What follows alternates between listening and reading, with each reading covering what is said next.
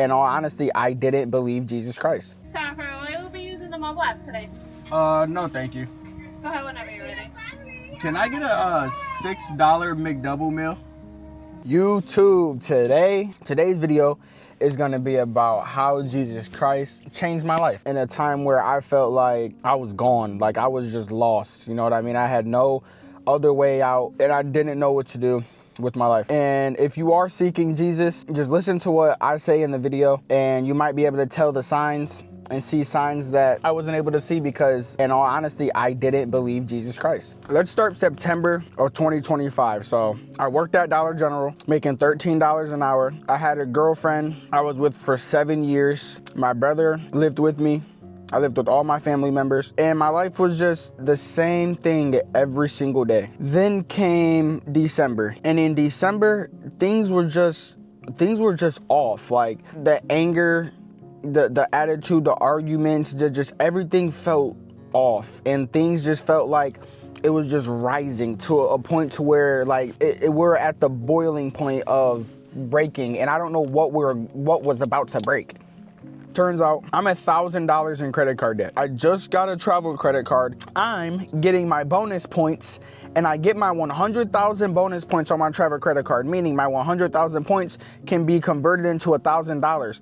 So me hating debt, I put my 100,000 points all on my credit card debt to then get it down all the way to $0, right? So I have no more credit card debt. And y'all might be asking, how does this tie into God? January 25th was Christmas. 1 week before January 25th, I was talking to one of my friends, and I don't remember which friend vividly, but I remember sitting there and feeling a weird emotion and a weird feeling to just tell the people around me that I do not believe in Jesus Christ. I do not believe in God. I do not believe in a higher power. We were just placed here on earth. Keep that in mind. So then a week later, Christmas is about to come around. I have a girlfriend, so I went all out for my girlfriend.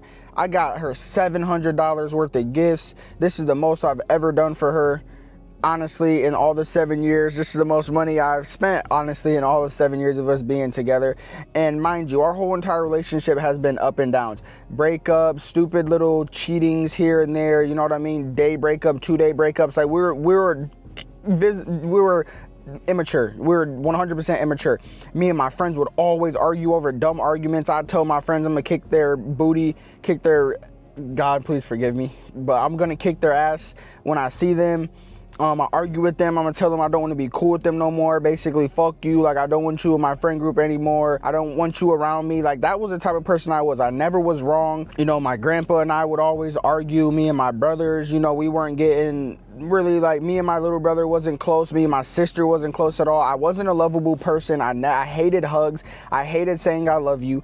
I hated going out in public with my girlfriend and publicly showing that she's my girlfriend, holding her hand, saying I love you, buying her flowers. I wouldn't buy her flowers for the reason that I felt like other people would look at me as if I was basically soft, and that was my whole entire life. I never wanted to be looked at from an external validation from other people on this earth that I was soft. So anything that had to do with love, caring, giving, being nice, I wouldn't be, for the fact that I didn't want people to look at me some type of certain way. So then, going back to what I was saying in the story, December 25th comes around, got her all these gifts. A week later, me and her end up breaking up. And our whole entire 7 years, it's been break up, get back together a week later, sometimes even months later, right? And this one just felt different when we broke up. This one just felt weird. You know what I mean? And I'm not going to throw our business out here. I'm not going to throw her name out there. I'm not going to throw anything out there like that. But one of the things I vividly remember, she has another boyfriend already, right? And it was days later, she told me she already had another dude. And I was like, yeah, whatever. Like, we talk shit to each other. We call each other a bunch of B words. Just the whole nine. Like, it was just bad. Like, it was bad. Life was just bad. Like, not just between me and her, but my friends, my mom, my grandpa, just everything. Like, it was just bad. Cussing, screaming, arguing, fighting. Like, that was normal. That was normal in that time of my life. And when we broke up, I lost it. Like, in all reality, bro, like, I lost it. Like, from January to February, like, I truly felt like I was going to wake up one day and just not be here no more. I remember going home. I remember going home from the gym, and I'm gonna pop up a picture of what I looked like back in January. I was overweight, 185 pounds, but it wasn't 185 pounds of lean. I was 185 pounds of fat muscle. I didn't know what I was doing. Like, from January to February, I still worked at that Dollar General job making $13 an hour. I was in the gym every day, and every single day after the gym, I came home crying. And my friends didn't really know like that. You know, going to the gym, I cried. Leaving the gym, I cried. Getting off the game at night after playing the game with my friends, I cried. And this is me editing, y'all. This wasn't just over the breakup. This is over my internal insecurities. This was over the breakup. This was over how I used to operate in life, having to let people look at me like I was a certain way, and basically just not being able to be myself is the reason why I was so upset. Crying at work, crying on my breaks. I cried like every single day over the fact that I felt like I fucked that relationship up, over my internal problems. And I just didn't know like what to do. I didn't know what to do. So coming into March, I have a friend named Keith, and I'm gonna pop him up on the screen. Me and Keith have been friends since 5th grade. He's actually the first person's house my mom ever let me go to. Like, you know what I mean? When you ask your mom to go stay the night. That was my first ever person's house I went to go stay the night at. He just got cheated on by his girlfriend. He didn't know where to go either. And my brother had just broke up with his girlfriend months prior, and he didn't know where to go either. So my brother then started getting into Jesus. My brother then brought Keith to Jesus, and then one day, just randomly out of nowhere, I'm at the gym, and Keith's like, yo, bro, like, let's go to church this Sunday. Let's see how it is. Now, mind you, I'm the type of person that suffered severely with like meeting new people, anxiety, new environments, and having to go do things on my own. Like, for instance, say I got this McDonald's and I got ranch as the sauce, and they forgot my ranch. I'm not the type of person to go back in the line to go ask for ranch or sauce, or go in and get ranch or sauce, because I'm scared of what they would say. Because I was scared of what they would say, or I don't know why my mind was wired like that. Like I said, I wouldn't get flowers from the store for my girlfriend or my mom because I didn't want people to look at me as a soft kid, right? I want you guys, every single person that's watching this, if you're watching to this point still, understand that nobody truly cares what you do, bro. And at the end of the day, nobody's opinion is gonna matter when everyone is passed away, bro. The only opinion that matters is the Lord above. So I get in the church and I step my very first foot. I vividly remember my very first left foot. I stepped in that church and I was bawling my eyes out, and I didn't know what was going on. I tapped my friend Keith, and I don't cry in front of my friends because why? Y'all know why. I tapped my friend Keith and I'm like, yo, like, I don't know why I'm crying right now, bro, but I'm crying right now. I've been in church every Sunday and every Wednesday, still coming home. Now we're in March, still coming home crying and crying and crying every single day, just screaming. And I remember banging on my console right here, banging on my console, asking for God to just help me and help me and help me. And I had thoughts of literally running my car off the road. Like, it was bad. Like, it was to a point to where, like, I was just done for. Like, I was done. Like, I didn't know what to do, where to go, who to talk to, what to do, anything. Like, I just didn't know what to do. Coming into March, there's this girl I meet, and she adds me on this app. She adds me on TikTok. I said this app. She adds me on TikTok, and I add her back, and we're talking, but like, I knew internally, like, I talked to her, I think it was like 26 days, I think, of March. So like, it was from like March 3rd to the end of March. Like, I knew internally I wasn't over my ex. Like, I was with her for 7 years, bro. I'm not gonna get over her in 3 months. You know what I mean, bro? So it's like, mind you, she has a man already.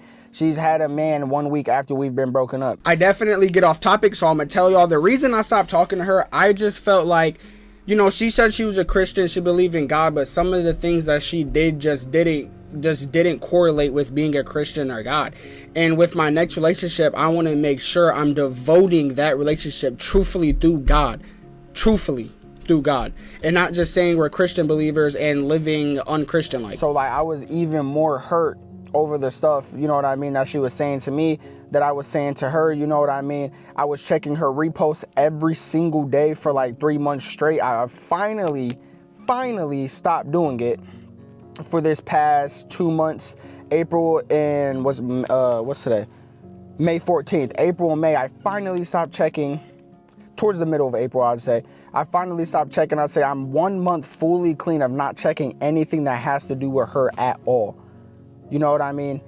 And going back to what I was saying about Jesus, like when you find God and when you find Jesus, like he will not stop until you follow him. And he wants you to understand that he is the only way. He will continue to break you and take things from you until you find him. And Jesus says himself, Jesus doesn't say himself, the Bible says that if you're not basically, in my eyes, I say it like this. I don't know how exactly they say it, but if you're not going to find him while you're up here, then I'm going to take everything from you and make you find me while you're down here. Then we could build it back up together. Then when we get back here, you better stay with me, because if you get everything you wanted back because of me, I'm going to strip it from you again. And then we're going to start back down here again. He's going to continue to keep doing the same thing over and over and over until you understand that he is the only way in this life. That is with relationship. That is with friends. That is with anything you can think of. Jesus is the only way. He's the power. The thunderstorm happens and then the rainbow shines.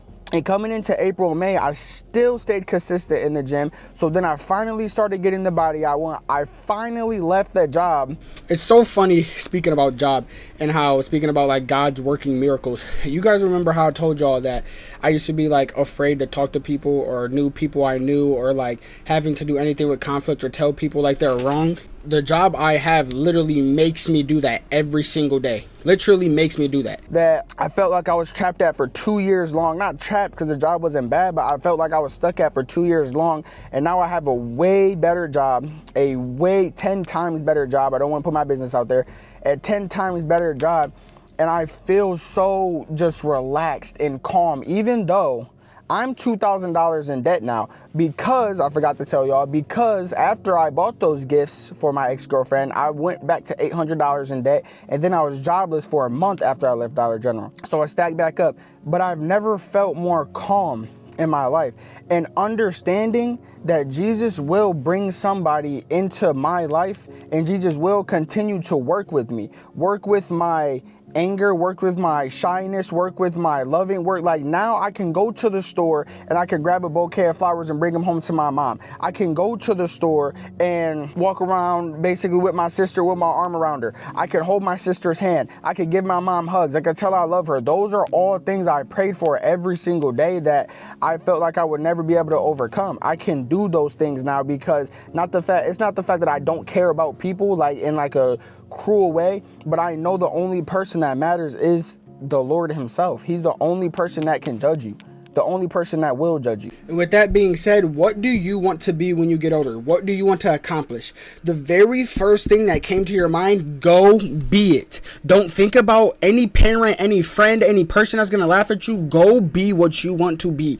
Jesus Christ is the only person that can judge you. Go be what you want to be. And in your relationship, you have to, in friendship, relationship, the business you want, you have to do it with the thought that you're doing it for God. You're doing it with God, right? You have your business, you have your, again, relationship, friendships. You have to be doing it with God, or it just won't work. It just won't work. Because if there's no God, then there's no winning. You're just not going to win. Going on like I said, I was going on a rant every single Sunday and Wednesday now. I go to church. I pray every single night. I wake up and pray. I read my Bible. Not every day. I'm not going to sit here and lie. I don't read my Bible every single day, but I do listen to Bryce Crawford or I'll listen to, he's a darker black dude. He preaches, I don't know his name. He preaches, and all of my TikTok feed is Cliff, Bryce Crawford, and the black dude. That's my whole entire TikTok feed. And on there, they're just showing and basically saying, you know how it is. They say how God is great and he's the one in forgiveness. You have to be able to forgive, because if you don't forgive, you're the person that just slapped me in my face, then every single time I slap God in his face, he's never going to forgive me, right? At the end of the day, if you have a business and it keeps failing, you wanted this job and you get denied for it, it doesn't matter, because you know, at the end of the day, you know deep down, you know in your heart that Jesus won. Jesus is going to win at the end of the day, and he's not going to let you suffer. He's going to let you win. He's going to bring you blessings, but he wants you to give him that agape love, that is unconditional love. Not I'm gonna love you when I want to love you because it's best for me, or I'm gonna love you I'm gonna love you this and this. No, he wants that unconditional love every single day. Every single decision you make, you should think that Jesus is sitting in your rear passenger seat and he's looking at you. The decision, the things you say, the words you say, the way you speak to people, the way you help people, the way you forgive people, he's looking at you. Are you going to do what that Bible says? Are you going to do what you know that I would want you to do? Are you going to do that?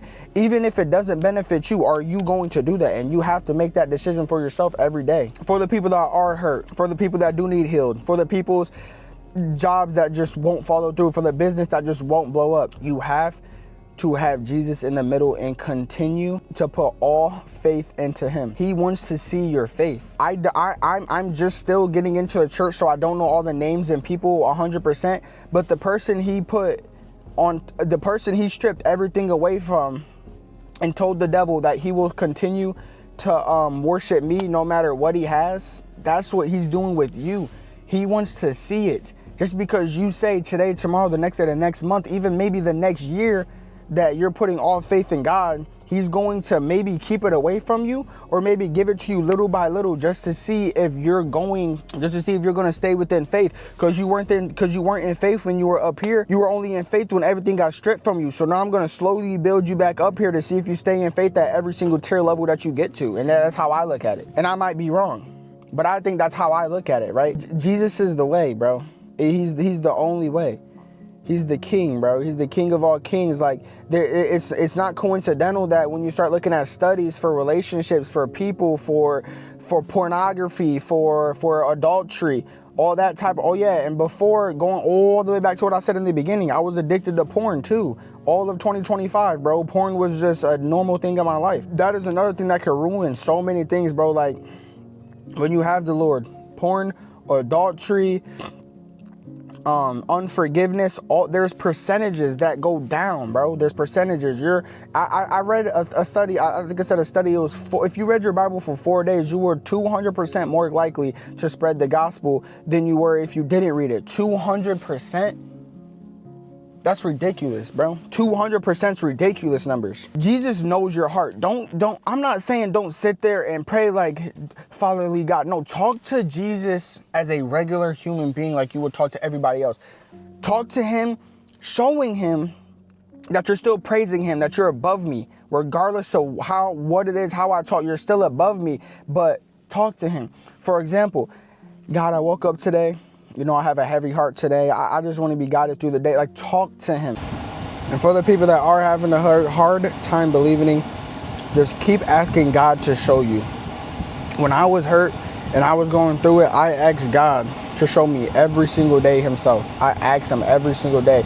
And you will see the signs. You will know, you will feel it. The Holy Spirit is not going to stop moving. The Holy Spirit is going to continue to try to move on you. God is going to try to continue to show you that he's the only way, but you have to follow in him. You have to. And a lot of people say they don't like going to church, but church is the reason why I'm the person I am today. And yeah, I might blame myself for the whole entire relationship. Yeah, I might blame myself for all the friends I lost. Yeah, I might blame myself for everything that happened to me in my past. But I wouldn't be at where I'm at today. I wouldn't be as improved as a person today. I wouldn't be at my best, my most peaceful as I am today at my worst spot if it wasn't for God, bro, if it wasn't for Jesus. And I just say, if y'all have any questions, make sure y'all drop it down in the comment section. I did say this was a different video. Hopefully y'all stay to the end. I love y'all, and I'll catch y'all on the next video.